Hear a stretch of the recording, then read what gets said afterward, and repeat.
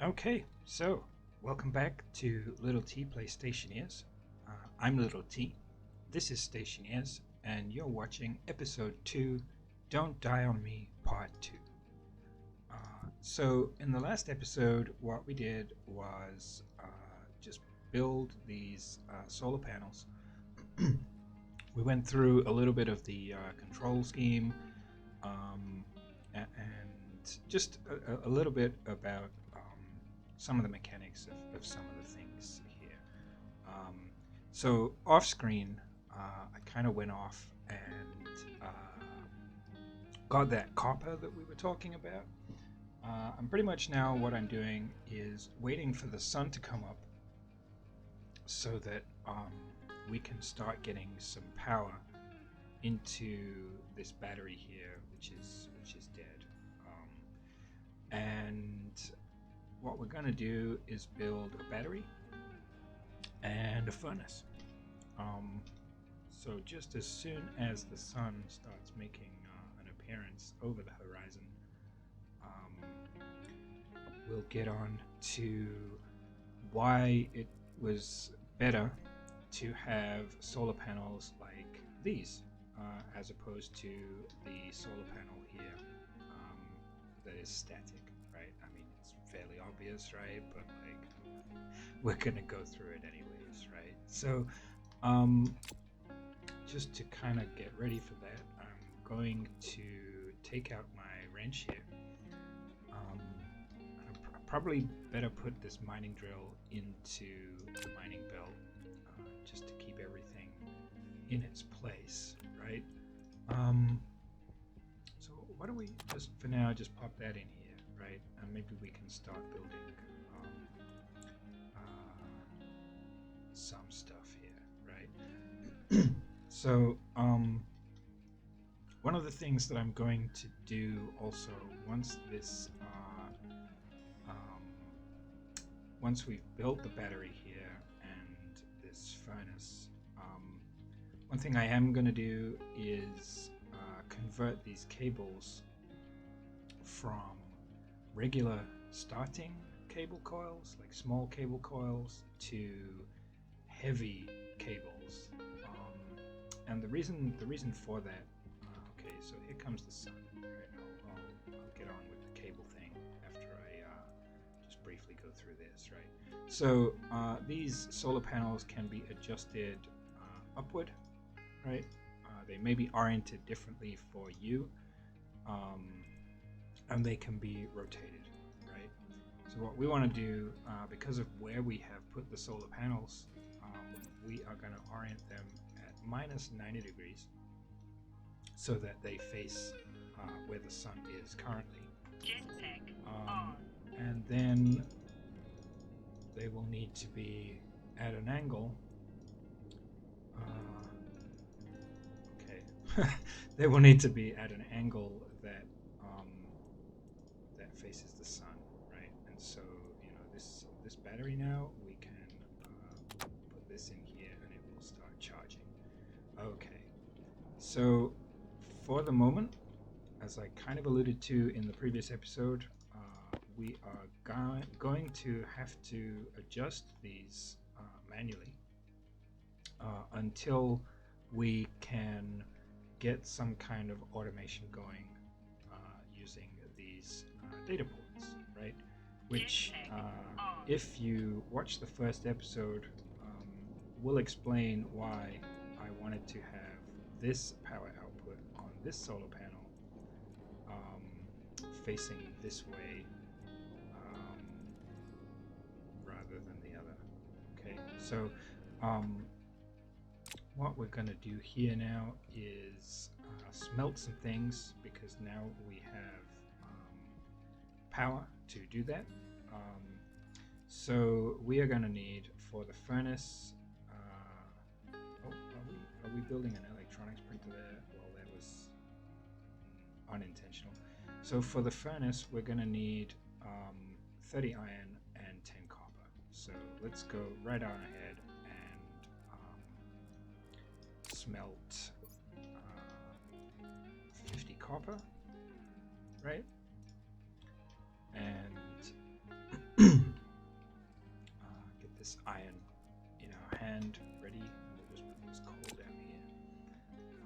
I guess we'll put the gold in our hand too, ready. In fact, I'm just going to drop it down here because what I want to do now is kind of organize some things, right? So that gold is smelting. That copper is smelting. So I'm gonna grab this sensor real quick. This is gonna be part of the next thing that we do, right? I'm just gonna pop it down here. So how are we with this copper? Still quite a bit to go. So what I'm going to do with this sensor is put it facing the hunger caution. The sunrise here. Yeah, let's put it facing the sunrise, and it's important which way around it goes, for reasons that will become clear as soon as I start to. It needs to be a daylight sensor as well, right? So you could, with this this unit, right, you could build a daylight sensor, a gas sensor, or a motion sensor. We won't be using the motion sensor in this series, but I'm sure at some point it will make an appearance, right? The gas sensor is, pretty much what it says on the tin. Like all of them, so we'll put the daylight sensor down there, right? And let's get on and hang around, waiting for this copper to appear, right? So essentially, we are going to build here a third solar panel. We are going to attach them from this power outlet here, right? Output here, which will be replaced by heavier capacity cables, which will then connect to the battery that we're going to make here, and will then connect to this power controller, right? So it's going to be solar panels, right? Well, solar panels, which reminds me I ought to move those since the sun has moved. Once again, I mean, the orientation could be very different for you, depending on where you have placed your panels and your first steps towards a base, right? So so we are almost there. We need to pick up this copper ingot, which is going in here, right? And I mean, if I'm not mistaken, we don't have enough. So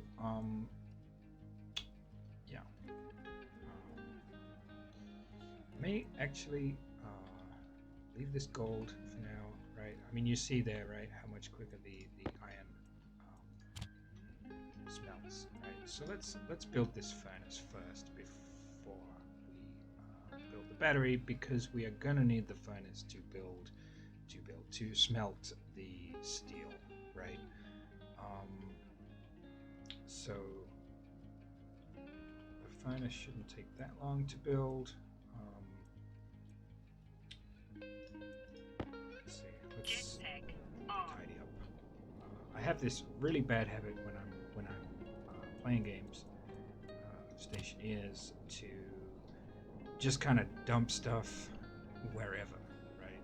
And I'm really trying now to not clutter up the map with useless things or things that I was using, but now am not, because in the end, it kind of makes things really, really difficult to find again, right? So, how are we doing with that? Okay. So essentially, the furnace, what we're gonna do with it is we are going to put in. I mean, if you look on the wiki, you know it says like 1 and 2 or 2 and 4. I tend to put in like 3 and 6, right? So I put in 3 oxide to the furnace and 6 volatiles, right? And what we're kind of going to need to do also is wait until the sun goes down, because although there is no atmosphere on the moon, there is a small chance that the sun will melt the ice, right? So yeah, and if you're following along on Mars, or if you're playing on Mars, it's even more important because it's a guaranteed thing to happen, right? So you have to wait until, at least at the beginning, until you can make some kind of a vacuum chamber. You have to wait at least until the ambient temperature drops below 0 degrees. So -1 and below, you can use the furnace at the beginning of the game. Let me see if I can kind of demonstrate that. So if I take these volatiles in my hand, right, because the sun is out, you see how the number there is going down, right? So that is because they are being warmed up by the sun, right? So there's our furnace. We're going to now take the resources from there and put them into this Jetpack on. electronics printer, right?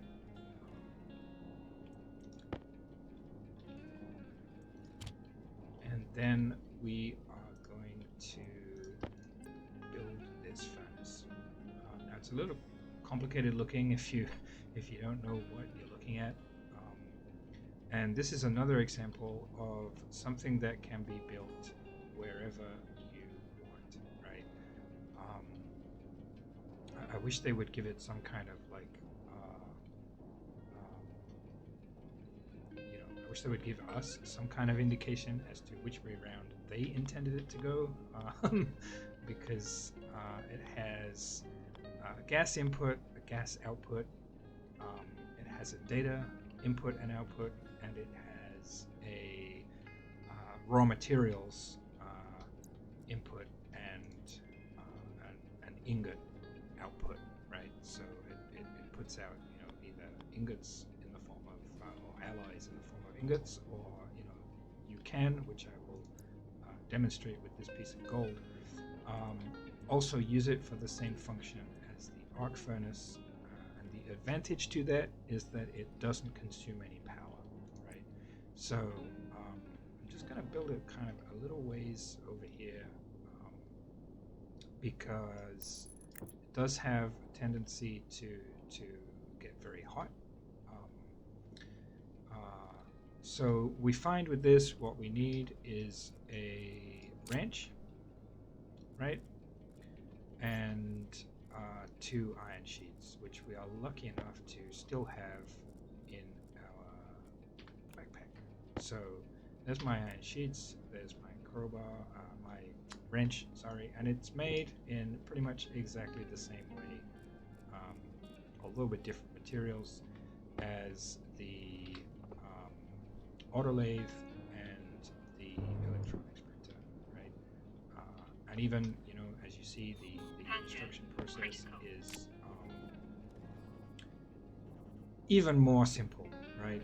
So I'm hungry, right? And now in my suit, I don't have any more food, but lucky for us, there are a number of alternatives here, right? So when you start getting low on food, in one of the green crates, you have these 5 cereal bars.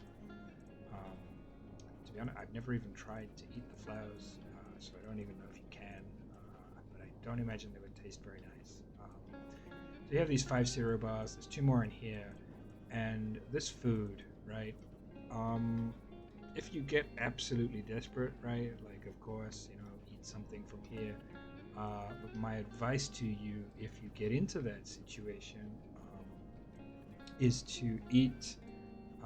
Don't eat the ferns because they're not food. Um, and you just need like one minimum of each of the things here to reproduce those things, right? So it's not like you need 5 soybeans to start growing food, but what it does mean, obviously, is that you start with less stuff, right? So let's quickly open our helmet, there's food, temperature and critical, close this, oxygen right? critical, So there we go again. pressure, Eating our food, and I think we can probably turn this off, and this too, yes. So we just need the 20 units of steel here. So now that the sun has well and truly gone over the horizon, we're going to go through the furnace here. Now let's start with the gold here, and then so let's put the gold in here. Let's put our why do we never have enough space, right? So let's put these on the floor here, just, you know,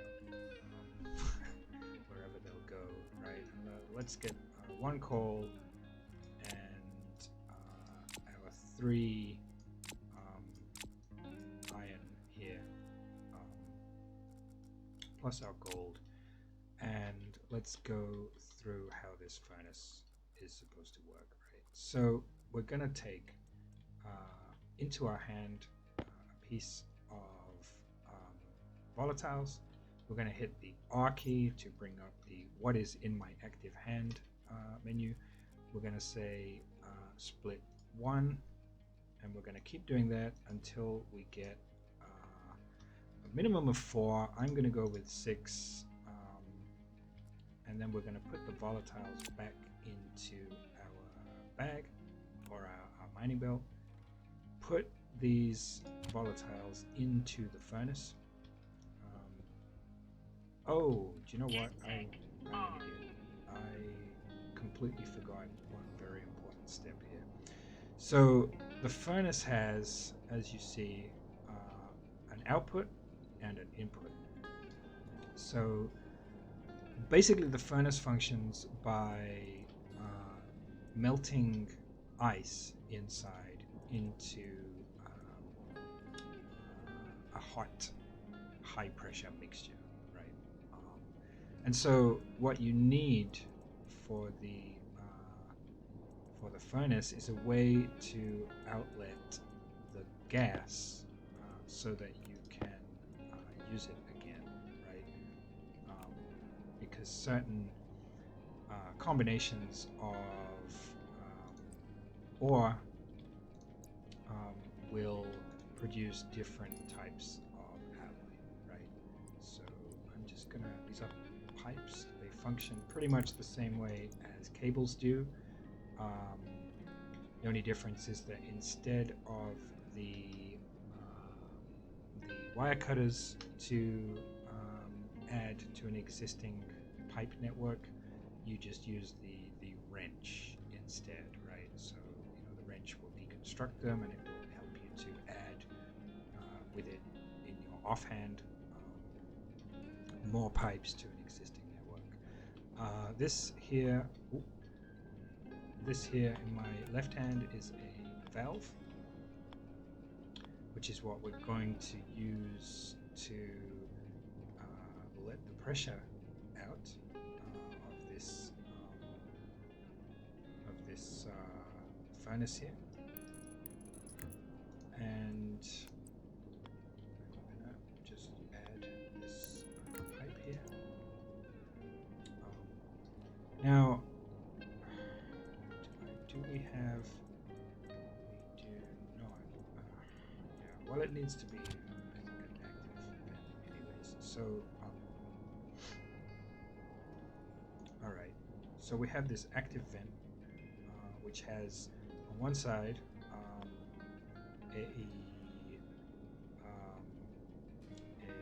a gas input, or yes, a gas connection, and on the other side it has a power connection, right? Power and data connection. Right? So what we're going to do with this is we're going to go back to get our pipes that we left in there. We're going to connect that up to the furnace here, right? And the active vent is another one of those things that needs to be connected to a wall or a frame.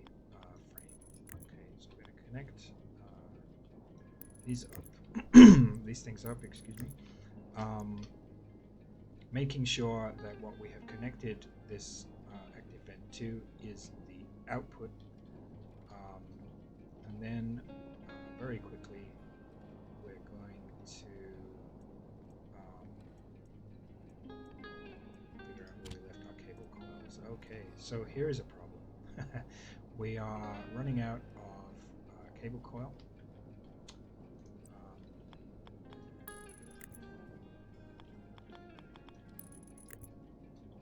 Right, so we're going to need one more. So you get those from, I think you can get them also from the auto lathe, yeah, right at the bottom. And since we're not ready yet to start replacing all this cable, and we only need one, I am just going to go ahead and use a regular cable coil instead of a heavy cable. So take no time at all, and so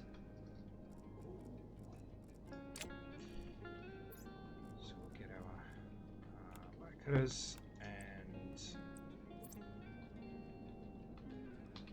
eventually it will find the right combination, right? So now this with this setup now, okay, so if the lever here is on red, the valve is closed, right? And if it's on green, then gas is able to flow in both directions.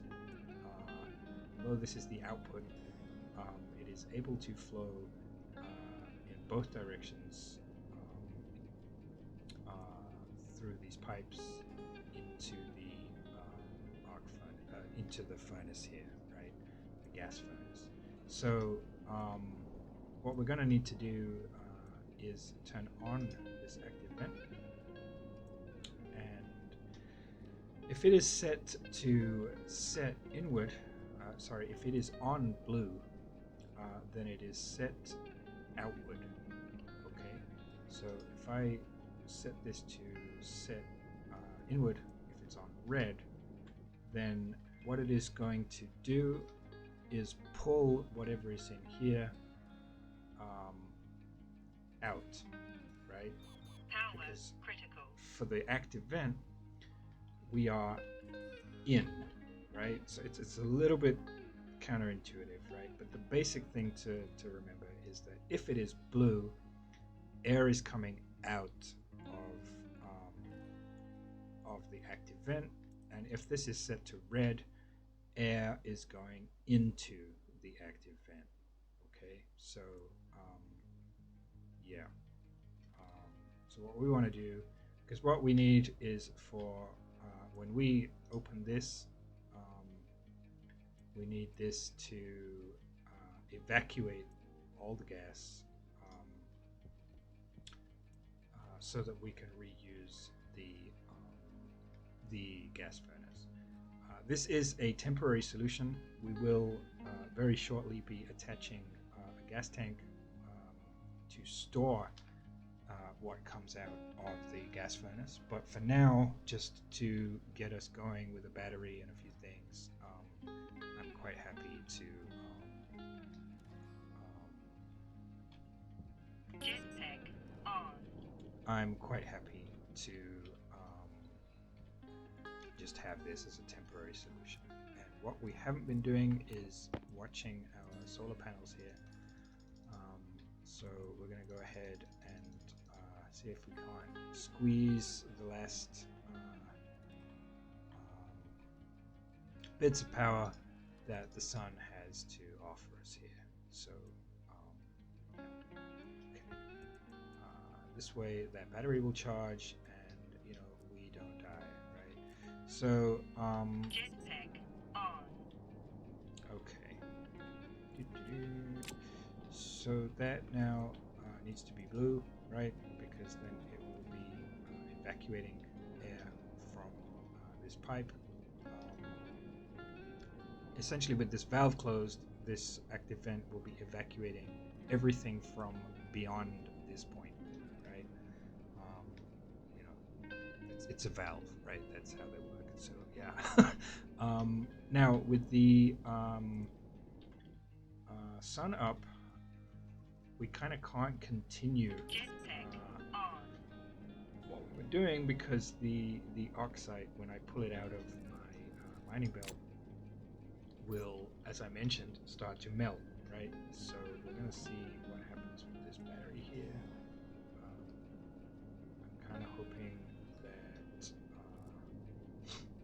we are able... Oh, see, it can be quite easy to get disoriented, right? So I previously thought there that it was evening time, but apparently it was morning, right? So these solar panels will need to be adjusted to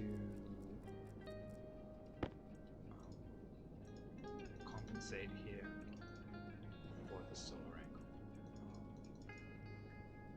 And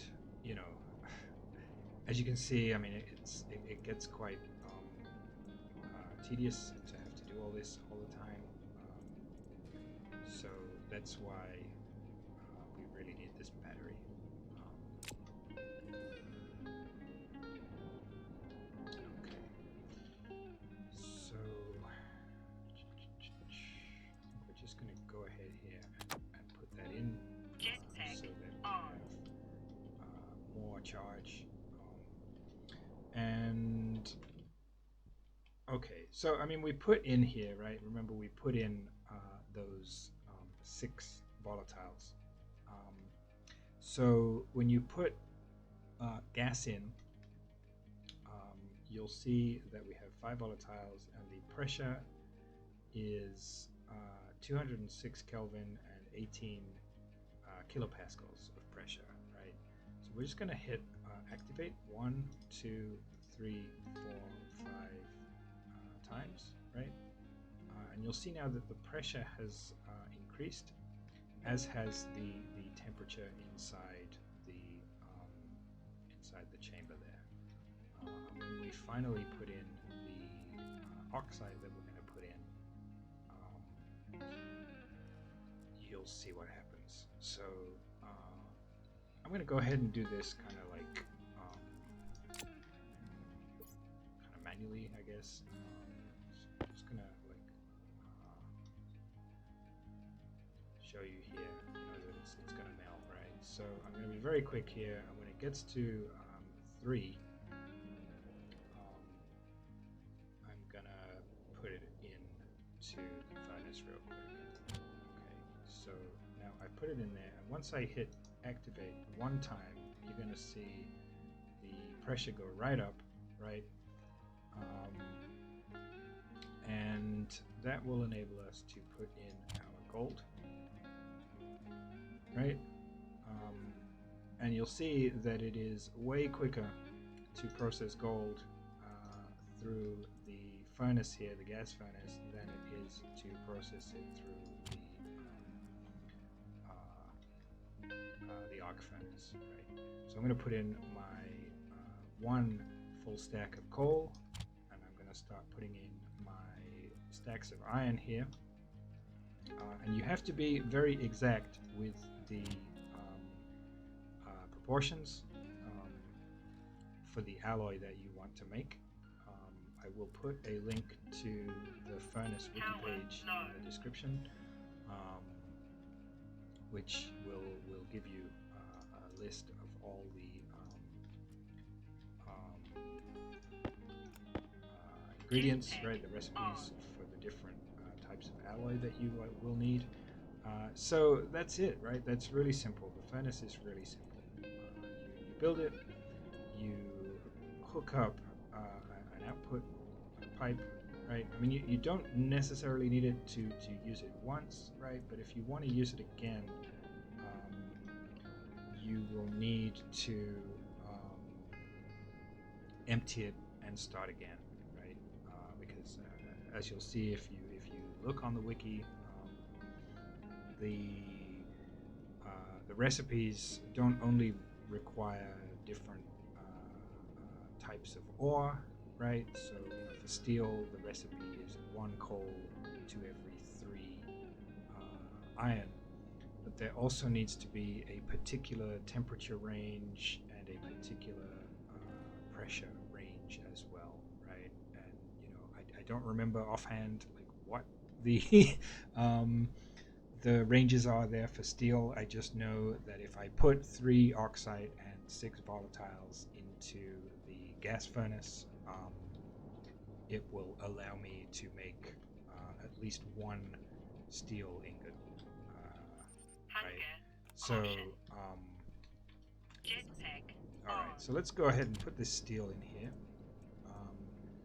so that we can now make our battery. So kids, right? Right. So let's look here for our battery, right? And this comes out really, really quickly, right? Now we're gonna pop this down, right? And we have to think about this now. Where are we gonna put this? So I am going to opt for somewhere here, since this is a temporary.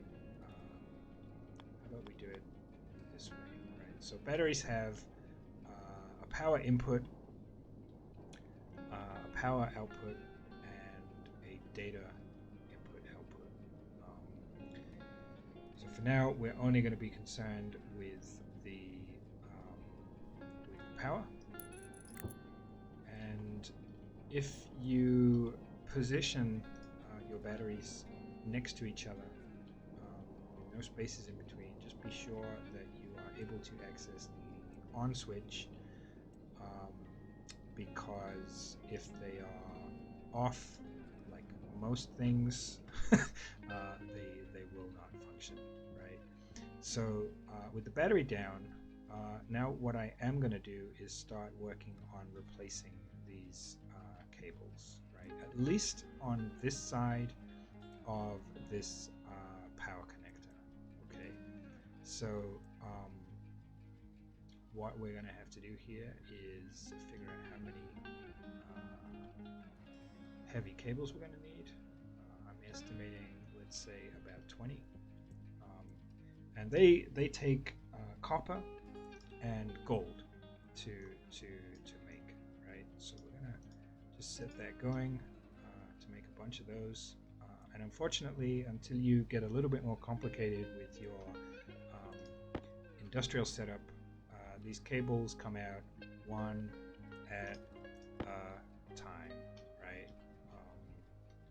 Which, if there were not a way to later on make it so that they came out, in full stacks of 50, I would complain about but since you can later, I kind of consider the tedium of waiting for these things to come out one by one at the beginning of the game as part of the game, right? So, so yeah. Where are we? Okay, so we're using an awful lot of power here. I think we're gonna have to just Power critical. kind of cheat here a little bit. Well, not cheat, but like take a risk here with this with this battery. So I'm gonna go ahead and put this gold ingot somewhere safe, right? And start replacing these cables. Hit the spacebar there instead of the Alt key. So okay, now heavy cables and small cables. I believe they are able to mix, but I wouldn't do it because these cables here have these red ones. The small cables have maximum power capacity of 5,000 watts. Okay, and the heavy cables here, I'm going to just stop that for a moment, just in case I'm making too many. The heavy cables here take 50,000 watts, right? And I'll show you in a moment why that could be an issue even right now for us. Alright, let's just plop this down here.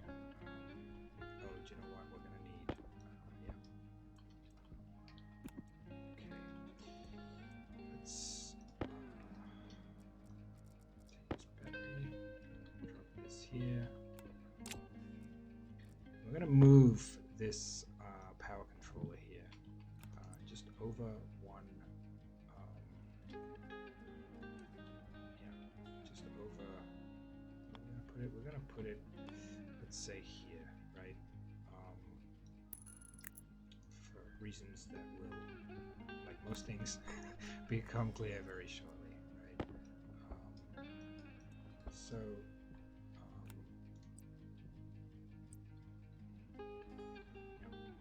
just connect this up here. This up here. Okay. So yeah.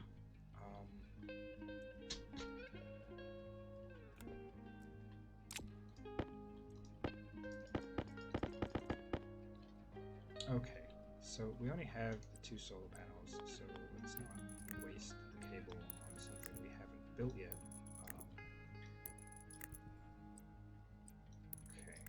These are the heavy cables. They function in exactly the same way as the smaller cables. The only difference is that they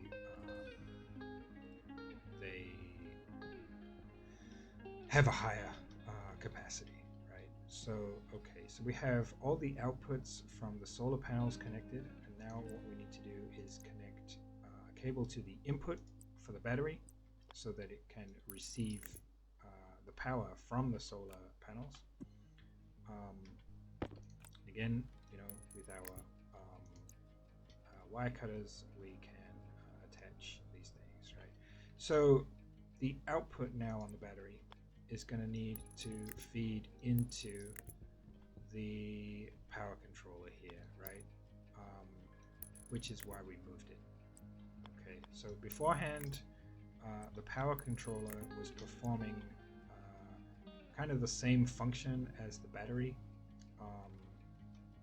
which was to receive and store power from the solar panels. But now what is going to happen is we have put a middleman in the system here, right? So yeah, and as far as I understand, by no means am I an authority on this game, but but as far as I understand it, the way that power works is if it is connected to a battery, the battery will take as much power as it needs when it is available. In fact, you know what? I think that's true of everything, right? So everything will take as much power as it needs when it is available.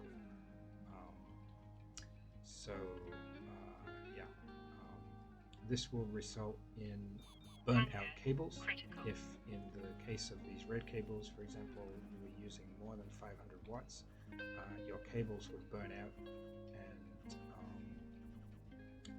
that's not very good, right? We don't want that.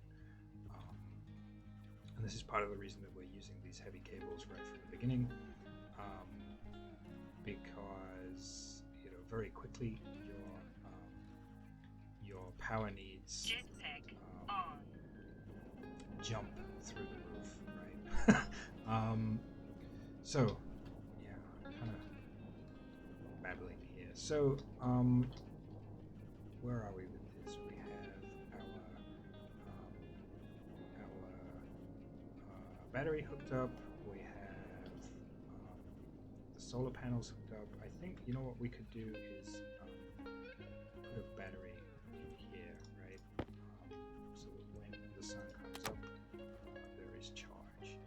All right. So did we turn the battery on? We did. The sun is going to come up this side, right? So we'll just move the solar panels here to prepare for that. Well, I probably should have put the battery not in front of one of the solar panels, but that's okay. In fact, I think while we still have time, I am just going to quickly move that solar panel over here.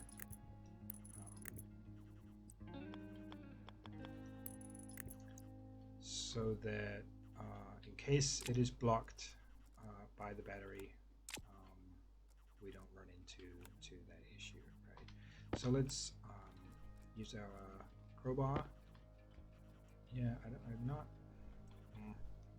Let's use our crowbar to take the glass panel from the solar panel. Let's use our wire cutters to connect this one piece of cable here. Critical. And let's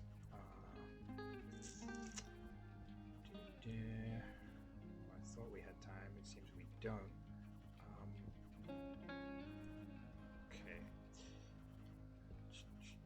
So what is happening here? This battery is not charging because the power is coming from this solar panel. It's going through the battery. It's coming out this end here, and it is charging this battery, right? So as soon as this battery is charged, this battery will begin to charge, which is kind of what I was trying to say before, right? About how things will take as much power as they need when it is available. So essentially, what this battery is doing is taking all the power that is coming from this solar panel, and anything that this battery would like to store is being immediately sucked out by this battery here. Okay, so when that battery is fully charged, then this battery will begin to do something, right? So yeah. Okay, so we were going to move this solar panel. So let's take out our drill. It's not called a screwdriver, it's called a drill, right? And let's just reconstruct this solar panel over here. So we had it at minus 90 degrees. I mean, it doesn't really matter because you can vertical or up or down it on the vertical. Just as long as it is minus 90 or 90 degrees, you can then orient the solar panel to face the sun, right?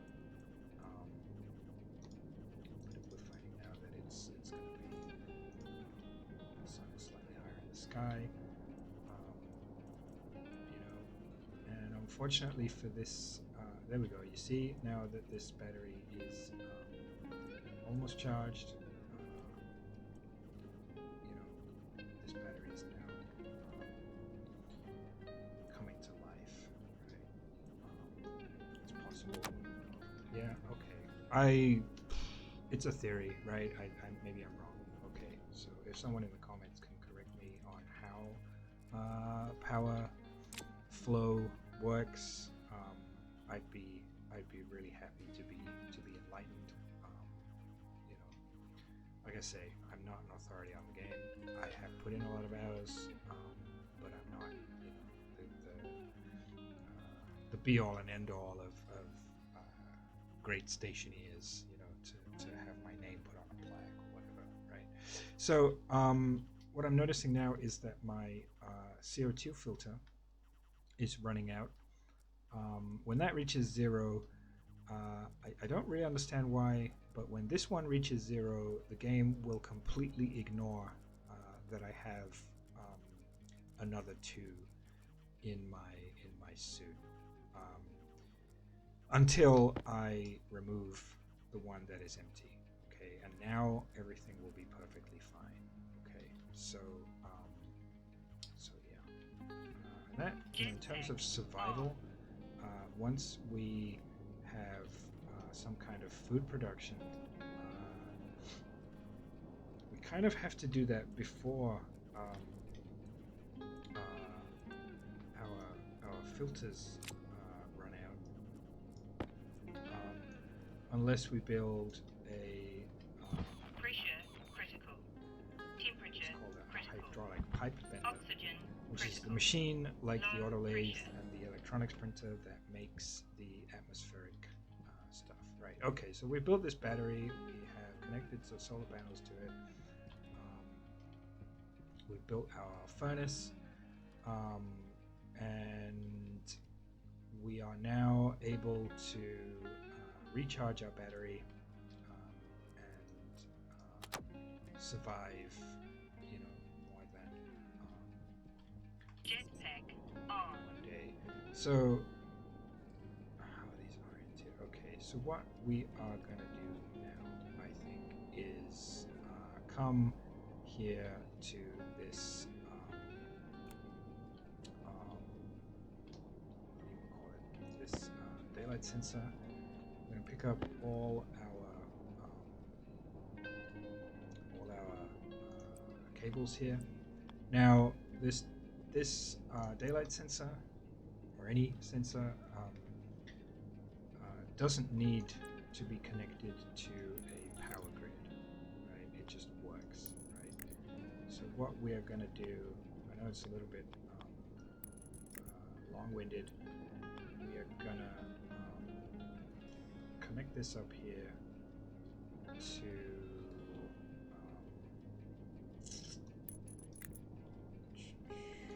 we're going to dig.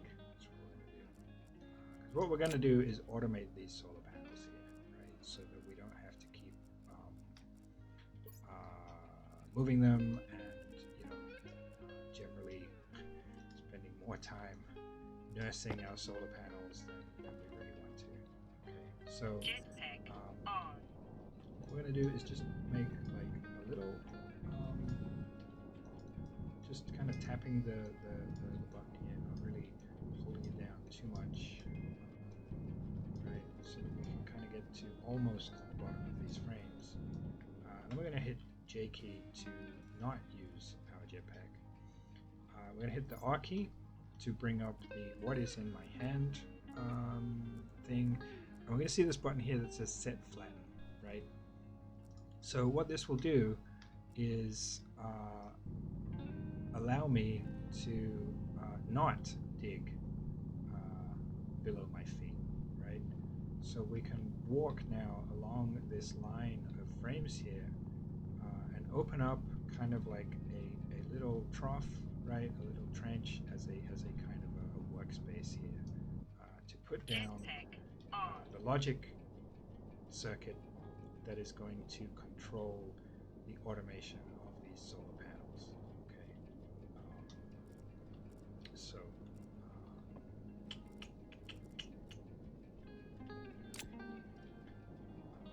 you know what? I really should put it on the other side. Thinking about it. So yeah, that's what I'm gonna do. So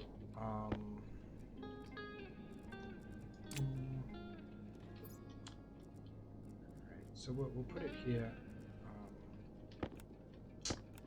Put it on the other side here because I want to connect this daylight sensor to the data ports on the solar panels. But what I also want to do is use my other power controller to isolate the network on which the logic chips that I will use to control the solar panels are situated. And again, the reason for that will kind of become clear once I start doing it, right? So let's put down the daylight sensor here. Do you know what? I'm not sure that it really matters. Yeah. Well, do you know what? I'm not sure it really matters. We're going to put it facing the sunrise just to make our life uncomplicated, right? So we're going to have to, again, dig. Be sure when you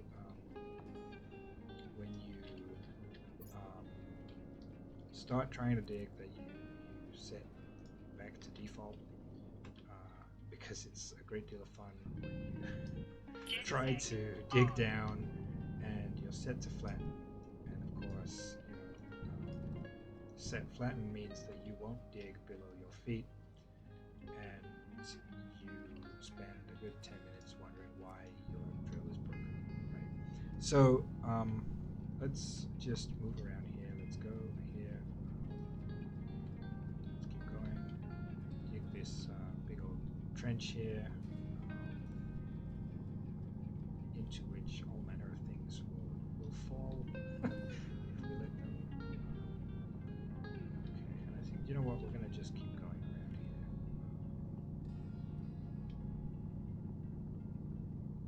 It's kind of useful just to have this workspace anyway. So, yeah. Jetpack on. Put that away here. And I realize, that compared to some people, I may be going, way slower. There's people who do like 5-minute videos, where it's like, okay, I'm going to build this thing and I'm going to do it really quickly, but I play this game to relax, right? I don't want to run around everywhere. So, yeah, let's bring this over here. So this is going to be the data area, I guess. And so the power is going to be up here. So we're going to build a 4-way corner. No, we just need whatever. We'll build a 4-way corner. And we're going to connect this to this existing network here. Really, the important thing is that wherever we place the power controller for the network that is going to contain the daylight sensor, the logic chips, and the solar panels. Really, the most important thing is that it is somewhere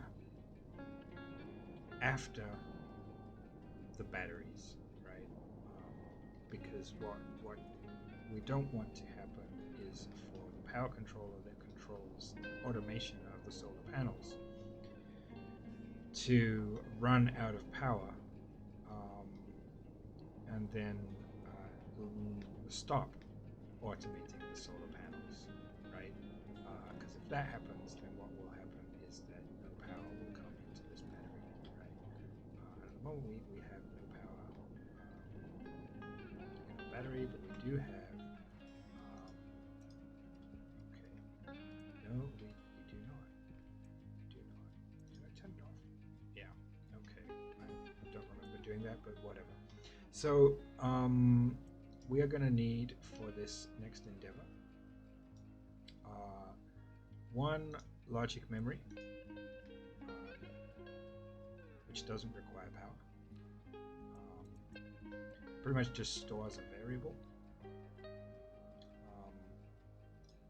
We're going to need 2 logic IOs.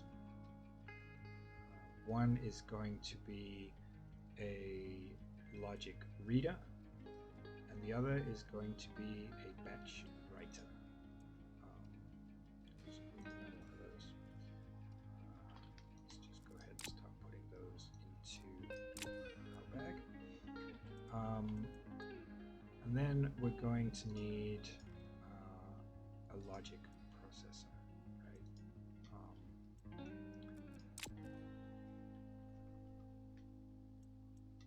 Yeah.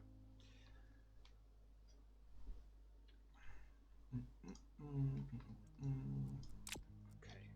So we're going to come over here. We're going to put down our logic reader, right?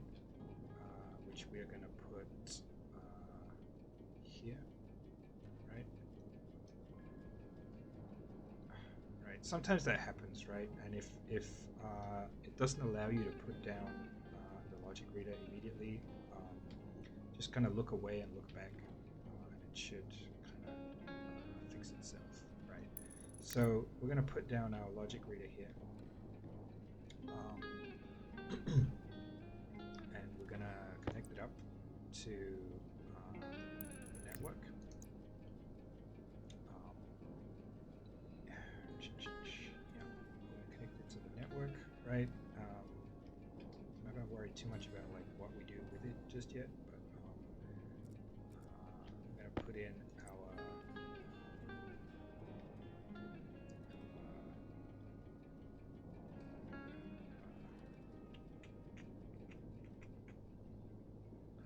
batch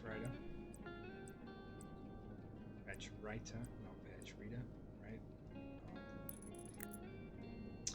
And then we're going to put in our math unit. So we need our logic math unit, right?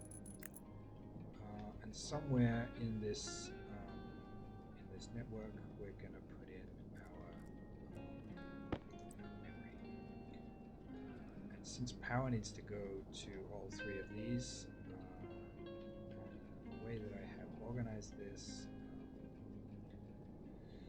could have been a little better, if I'm honest, but I'm going to organize it like this, right? So, so memory is now connected. Now I'm going to need a bunch of cables. That's one thing about memory logic, right? That is kind of costly in terms of power. So we're going to need several of these small cables. Now we can use small cables here. I know I said I prefer to use the heavy cables, but we can use the small cables here on this very small isolated data network because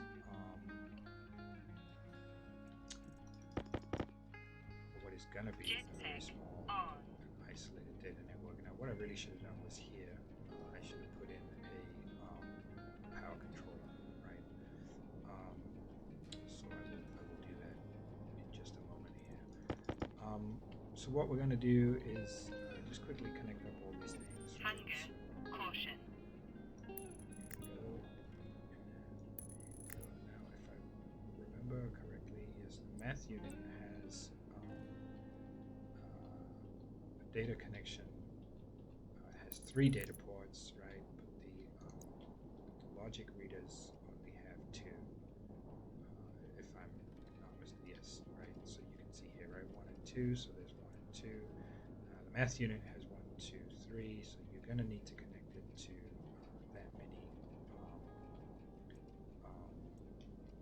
things there, right? And oh dear Lord, I hope that doesn't mean I have to go out and get some copper. It does, right? So that's a shame. Jetpack I on. have 4 more cables. Good Lord, I really haven't thought this through, have I? So okay, so there is all our data connected, right? So everything now, none of it has power, but everything now on this data network can see everything else on this data network, right? So I'm going to just go ahead and use the last of our cables here. Remove this. Be more sensible with our cables. Remove this one too. And you see, we can just kind of. So we just need 2 more cables, which whatever. So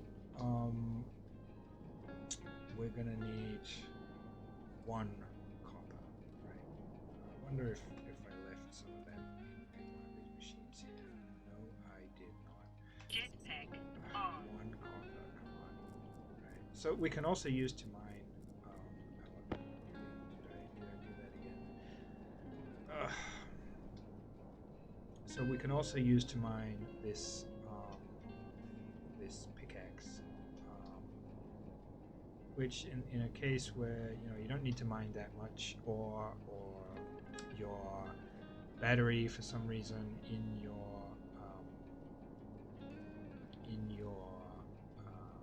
mining thing has run out, then you can use the pickaxe to still grab some emergency ore, right? Is that what I think it is? Is that nickel? It is, right? It might be kind of a good idea to, like, when you go out mining, to just kind of try and familiarize yourself a little bit with like what the stuff looks like, right? Because I mean, it's slightly better now because they've kind of improved the appearance of a lot of things.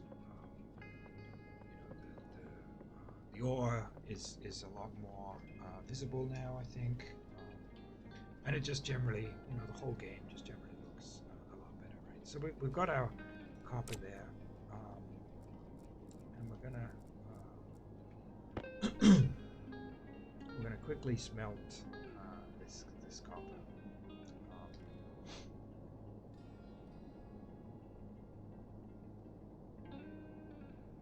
Just as soon as we get back. You can later on, if this is feeling a little bit slow for you, you can later on improve your suit and your jetpack, right? There's like an advanced suit which is insulates better. It's harder, right? So if you like crash into the ground, you're less likely to puncture it. It's not to say that you can withstand everything, right? It doesn't make you invincible, but it is slightly more resilient, right? It's slightly more stable. Jetpack on. So, and the jetpack is a lot faster, which helps. So, okay, we're pretty good here for power. So we got to kind of wait here now for this to Jetpack on. process all this ore, and we're gonna at some point need to build a 3rd battery, right? I mean, we're gonna use one of these just to have the thing done, right? But I would advise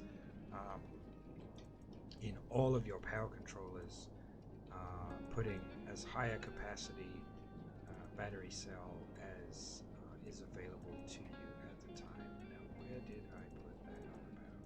There it is. So,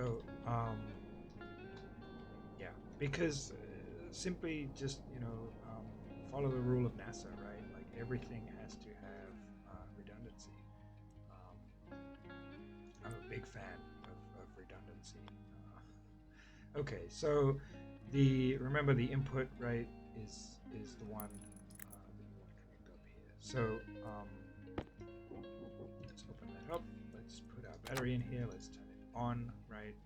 It's not connected to anything, but it will be charging this battery. And our copper is finished, so let's real quick here put in our copper to produce a couple of cable coils. And I believe I said that we needed 2, but that was a dirty, filthy lie, because actually we're going to need quite a few more. Because what good is a logic circuit that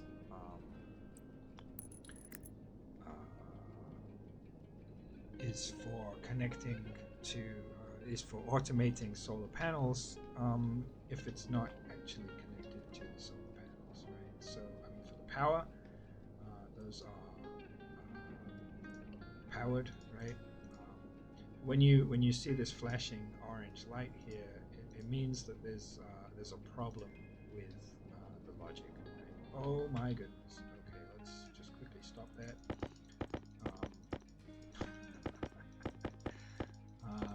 Yeah. So yeah, with the cables, coming out one by one, it's one of the reasons that I said earlier, right? That like you want to build your machines kind of further apart than say here, right? Because if I had another machine just here, all of those cables would have kind of popped into that input there, and that's great if you want to like have a cheap stacker, but very often what can also happen is that things will seemingly disappear, right? So not that they'll disappear as in you can't get to them, but like you'll be looking around for them for a long time, and you'll find that they're in a machine or whatever, unless that's just me, right? So okay, so we're kind of running long on this video. I didn't want to spend that much time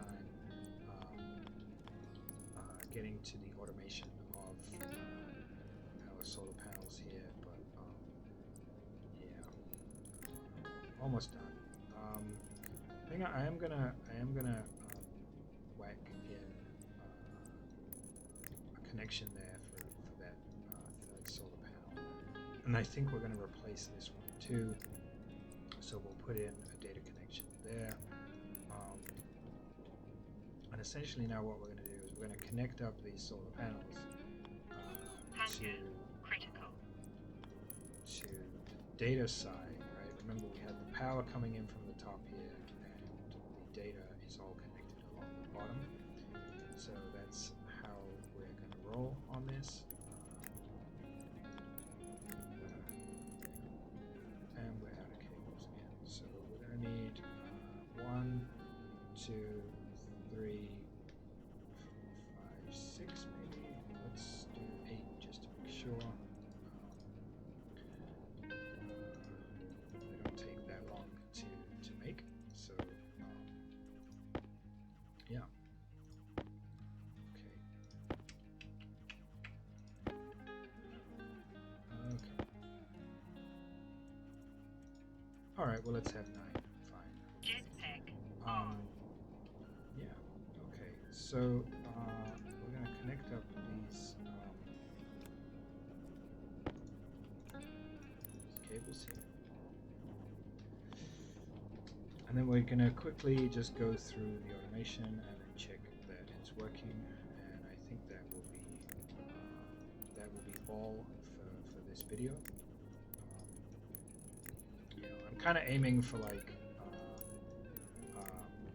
as near to an hour as I can for each episode. This one yeah, I'm kind of running long.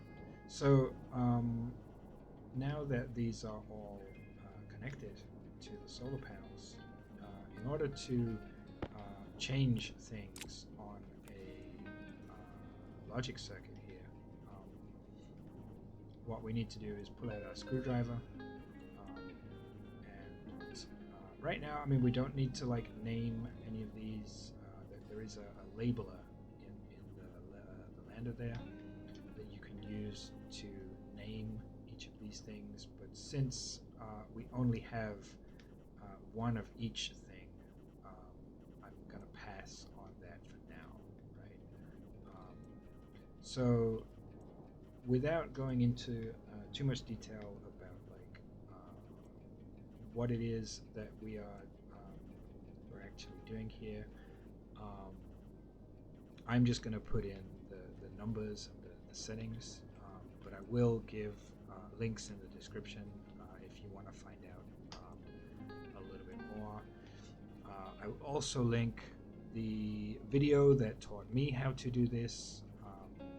Offhand, I don't remember the name of the YouTuber, but I will link his video in the description because it's a pretty good explanation, right? So we're going to put this logic memory here to 1.8, and I'm holding down C, right? You can see on the screen that it says hold C for smaller increments, right? So I'm holding down C to change that by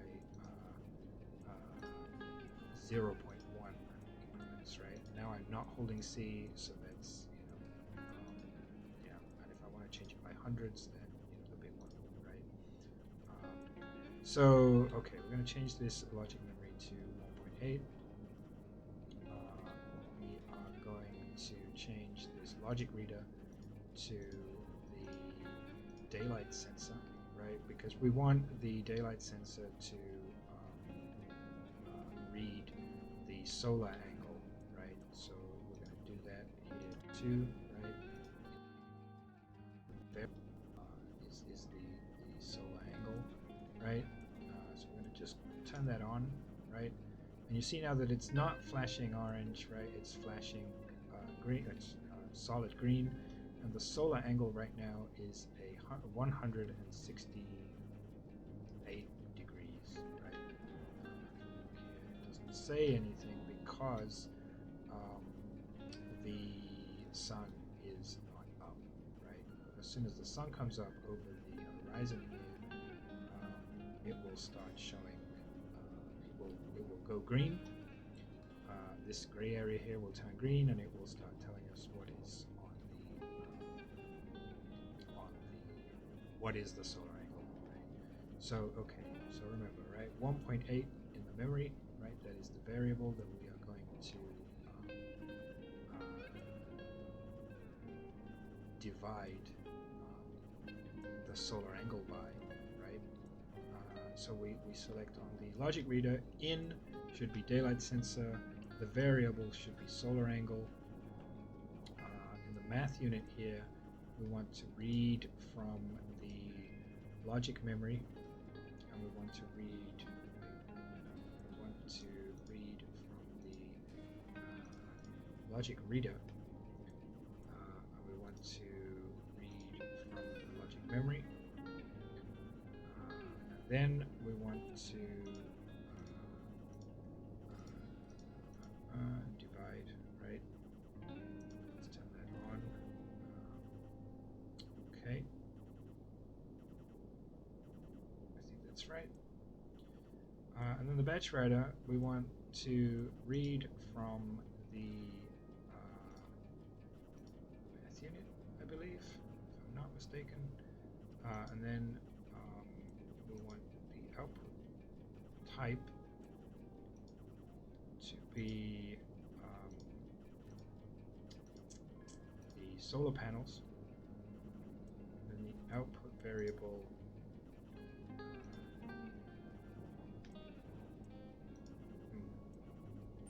Power low. completely. Goodness me. Okay, so let's see. So the input here on the bench shredder needs to be the logic math, right? The output variable. Oh, I see what's happening. Right? So the solar panel now is set now to vertical. Okay, so I had the wrong output type here. So now let's see what the solar panels do, right? So you see now they moved there to follow the sun, right? But I think what I have done is I've set this up in reverse, right? So I think what I'm going to need to do here is just whatever is their current orientation, just reverse it, okay? And problem solved, right? You'll see what I mean in a moment.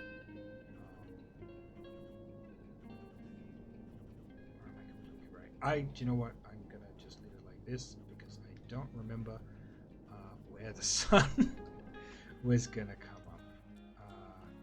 Okay, but that is basically it, right? So we've connected our solar panels to a network here. We have connected our daylight sensor and our memory, which don't require power, right? Remember that. We've isolated this network so that it should always be pretty good on power. This doesn't really consume that much, but if I'm not mistaken,